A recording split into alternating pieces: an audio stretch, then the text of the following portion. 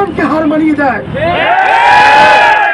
আমরা শুধু স্পষ্ট ভাষায় বলতে চাই, নির্লজ্জ বলে পালিয়ে যাওয়া এই স্বৈরাচার সরকার এদেশের হাজার হাজার মানুষকে পৈশাচিক কায়দায় গুম খুন হত্যা করেছে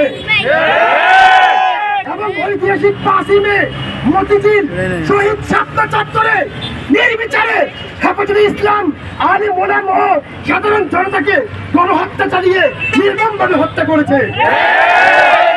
আমরা অন্তর্বর্তীকালীন সরকারের প্রধান জনাব ডক্টর ইউনূস সাহেবকে ক্ষুধার্ত আহ্বান জানাচ্ছি, অনতিবিলম্বে এই সমস্ত নায়ক ভয়ঙ্কর খুনিদের আইনের আওতায় এনে ফাঁসির কাস্টে ঝুলিয়ে সমগ্র বাঙালি জাতির ক্ষতবিক্ষত হৃদয়কে প্রশান্ত করে দিন। প্রিয় দেশবাসী, আমরা লক্ষ্য করছি ছাত্র আন্দোলনের নতুন এই মহান স্বাধীনতাকে প্রশ্নবিদ্ধ করতে একটি বিশেষ দুষ্কৃতি ভারতীয় র বাহিনী দেশের বিভিন্ন জায়গায় মানুষের ঘর বাড়ি হামলা ও লুটপাট চালিয়ে মানুষের মধ্যে ভয়ভীতি তৈরি করছে। আমরা কওমি অঙ্গন সহ সাধারণ জনতা সবাই মিলে ঐক্যবদ্ধ হয়ে দুষ্কৃতিকারীদেরকে রুখিব ইনশাআল্লাহ।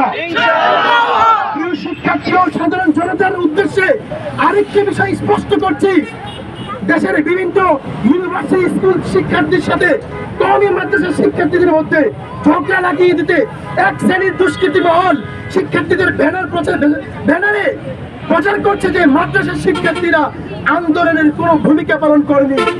অথচ আমি এই আন্দোলনে মাদ্রাসার ছাত্র এবং মাদ্রাসা ভিত্তিক সংবাদ মাধ্যম আমার টাইমস নিউজ, এমবিএ টাইমস, আমার ইসলাম সহ উল্লেখযোগ্য জনপ্রিয় সংবাদ মাধ্যম এই ছাত্র আন্দোলনকে সফল করতে উল্লেখযোগ্য ভূমিকা পালন করেছে।